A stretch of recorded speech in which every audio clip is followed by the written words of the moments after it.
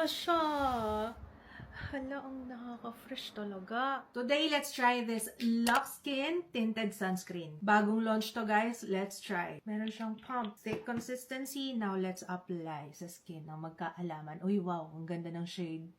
Okay, kalahati lang muna ng aking face. SPF 70 PA+++ to, guys, ha. The scent is nice. And ang ganda ng pagkakalapat sa skin ko, ha. Meron siyang tone up, as you can see. Ito yung side na meron na. Ito yung wala pa. One layer lang yan, guys. Medyo matipid siya, ha. Kasi yung pinump ko, ang dami pa natira. Apply na natin siya on this side. 5 times skin protection daw to. May UVA, UVB, blue light pollution, and skin dehydration protection. Moisture white technology. Nakaka-lock in na hydration kasi meron siyang hyaluronic acid. 10 times stronger whitening daw. Meron siyang Japanese alpha arbutin. And it's 5-in-1. Serum na siya, moisturizer, primer, foundation, and sunscreen in 1. Madali siyang i-blend for me. I like na may glowy effect. You see that? Naging radiant yung aking skin. So, I will be back. Tapusin ko lang yung aking entire face. Magpa-powder na rin ako. Bugs! Ang ganda niya!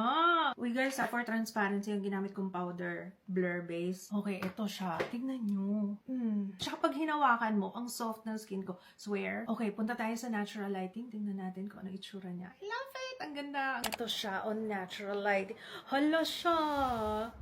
Hala, ang nakaka-fresh talaga. I like it so far. Ngayon pa lang ha, guys ha. I like it. Hindi siya mabigat. Very lightweight. Para lang ako nag-apply ng moisturizer and sunscreen. Pero, good as foundation. Tinted sunscreen yan ha. Hi, gagamitin natin ito ngayon magmamaba.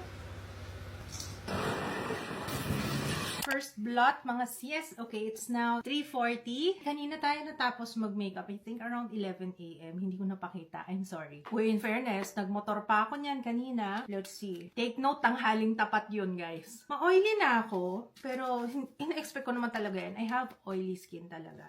Pero, ito lang yung nakuhang oil on my face. Moisturizing talaga siya sa skin. Kasi nga nagbabalat yung ilong ko, pero hindi niya na-emphasize. Which is a plus, kasi nga may moisturizing kemerot siya. Ang fresh pa rin niya. Babalik ako mamaya at the end of the day na kung kumusta siya on my face. 9:13, mga kaibigan. Last and final update. Ang fresh ko. Promise. Ang ganda niya. Covered ka na, protected ka na. Ang fresh mo pa, ang radiant mo pa, no? Para sa akin, especially sa age range ko, ha. Lalo na sa mga may dry patches sa skin, I highly recommend this. Kahit I have oily skin, ha, ang fresh niya. 2 beses lang ako nag-blot the entire day. Nag-blot ako ngayong gabi. Pero after nun, fresh pa rin siya. Maganda siya pang araw-araw, yun lang. Tapos may SPF 70+. PA+++ pa siya. Oh, bongga.